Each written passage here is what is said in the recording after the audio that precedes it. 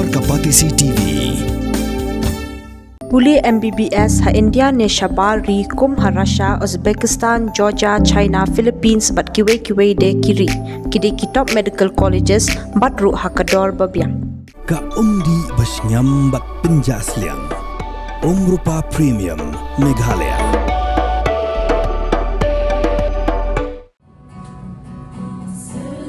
Ka Department of English jang school ba Nehu haringkat ka jinga Trailang bat ka Saint Khasi College Shillong hakash podruk naitung arajar arpusan klub Pynlong hek orientation program haloki Indian classical literature ha Saint Khasi College Shillong hakani gasngi laple ka jinga thriatai do president ka governing body ka Saint Khasi College officer IES blashong that uba ji kharmau phlang ublalong kubukong san Ringkar kajinga dan lang to head of Department of English ka school ba Nehu Professor Kin Pham Sing Nongkinri Principal ka Saint Khasi College Dr. H. Dong bat kino hikai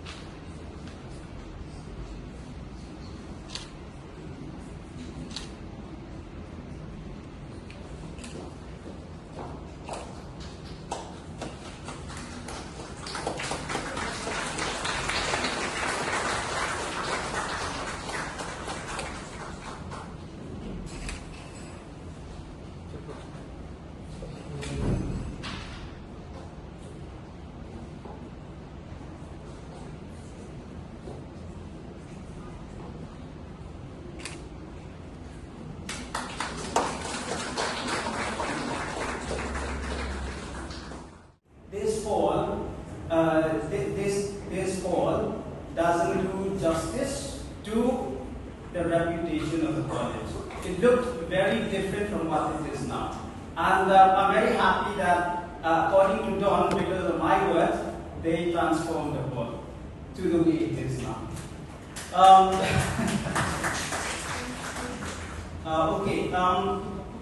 See how this orientation program on Indian classical literature came about.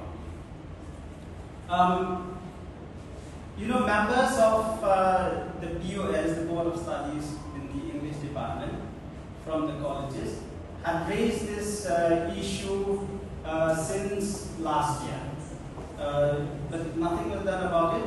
And I came to know about it only when I became the head recently. And so we, because of the urgency of the matter, we thought we would come up with this one-day orientation program. Although we have also submitted a more detailed proposal to the Dean's Committee on a much longer orientation program on NEP related matters. Hopefully, that proposal will come through.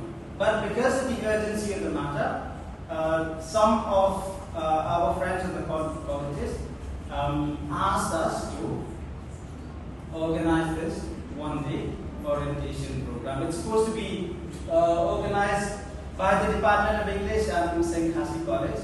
But unfortunately, the Department of English is represented by one man. But of course, I happen to be the head, so it's okay. But there's a reason for it, many of the teachers have official duties. Some have to go on inspection duties, some have to go on moderation duties, and tomorrow we have a very important meetings. Some are very busy with marking and that kind of thing. So what happened was, when my friends in the colleges during the meeting that we had in the department, urged the department to organize this program. So I immediately looked around for an expert on the topic. There are a few people, senior people, in universities around the Northeast who are somewhat familiar with the topic. But then, when I surfed the net, I saw this book published by, I saw this book, on Indian classical literature, published by Routledge, London. And this book is edited by Dr. Panda, whom I thought to be an Oriya. But he told me yesterday that he doesn't speak Oriya at all, he speaks Bangla, he's Bengali. So Bengali Panda. Okay, so we saw this book published by Routledge, London. So a book published by Routledge, London has to be one of the best in the market. So although there are a few senior people in universities around the Northeast, I thought that why not go for a person who has edited this book? I thought, when a person becomes seriously ill, does he go to a senior doctor or does he go to a specialist? So I decided to go for the specialist, the young specialist, Dr. Panda. And then I got in touch with Jacob. Jacob from St. Anthony's College and Don from here. And we requested Jacob to get in touch with Dr. Panda immediately. And because of the hard work of Jacob, Dr. Panda is finally in St. Khasi College. And why, this program is considered to be so pressing. Yakimen also said, that this particular topic is like an enigma for most people from here. Now, there's a reason for that. There's a reason for that. But let me tell you that it was not always an enigma in the past. The first Khasi writers, or the first Khasi to write books between the 1880s and 1910. All right. So they were among the first to write books. They had written extensively about Indian classical literature, especially Jivan Roy Myron. He, apart from his own works, he had written books.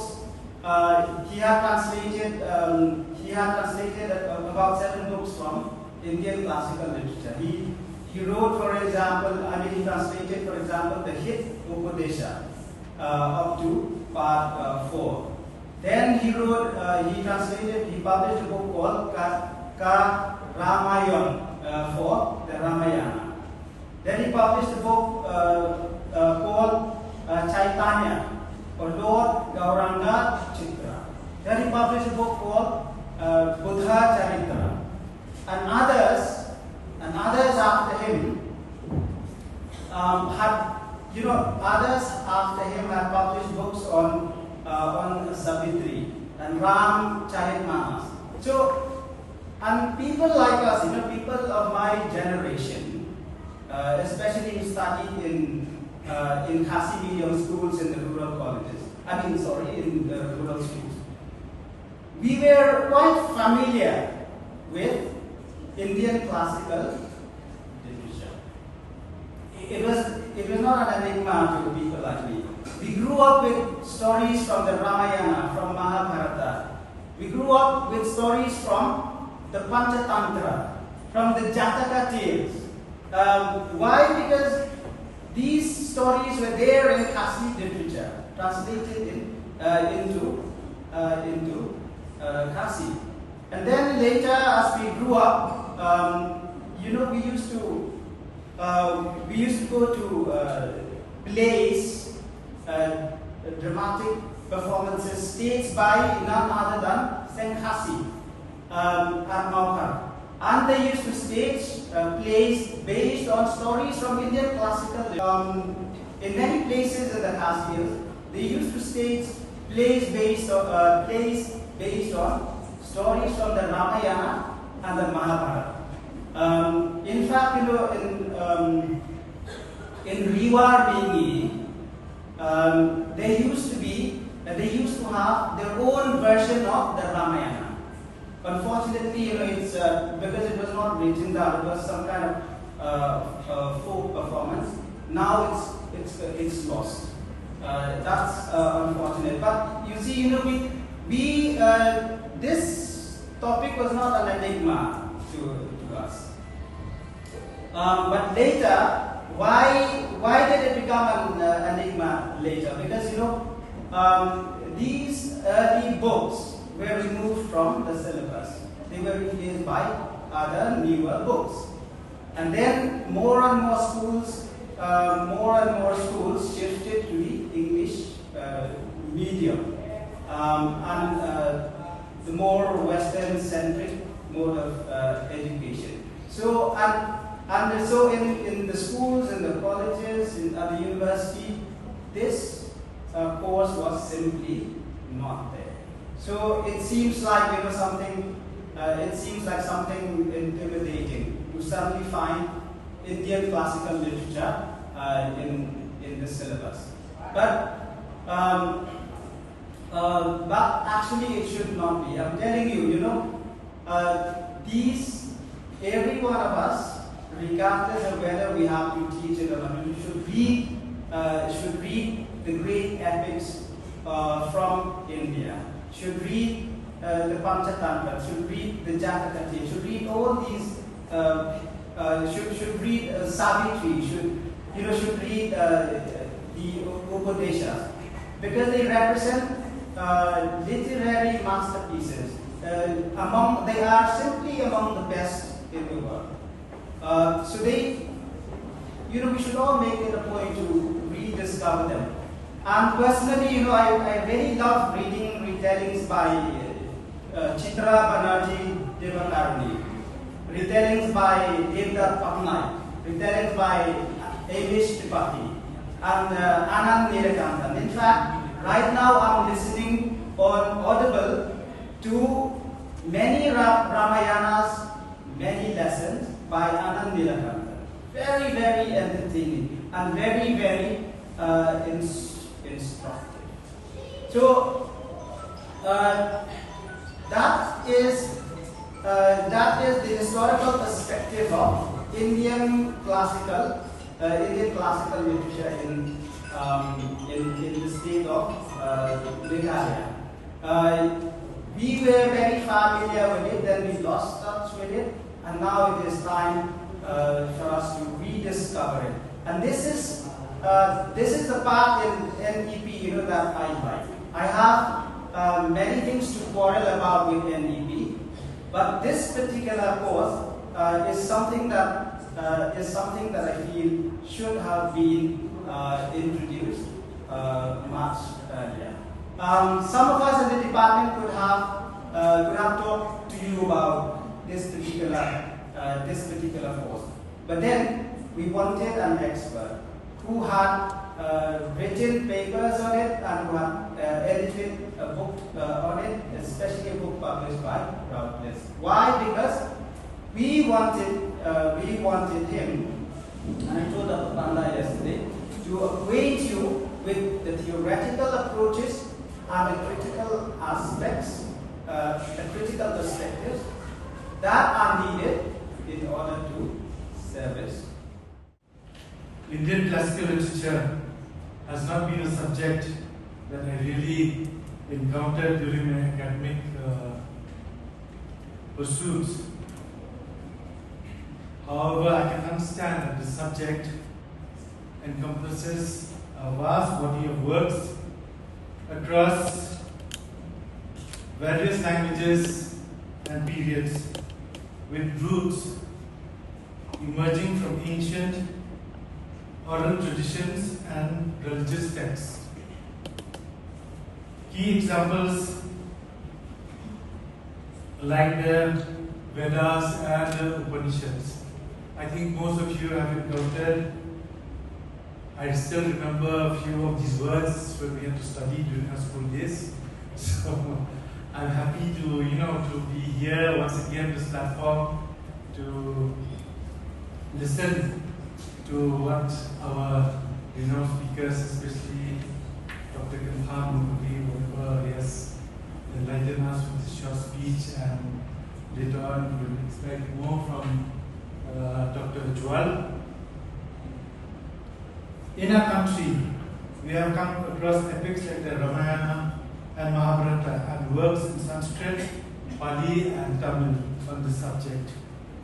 What makes these texts interesting are the diverse themes of dharma, love, war, philosophical inquiry, influence in literature and the culture.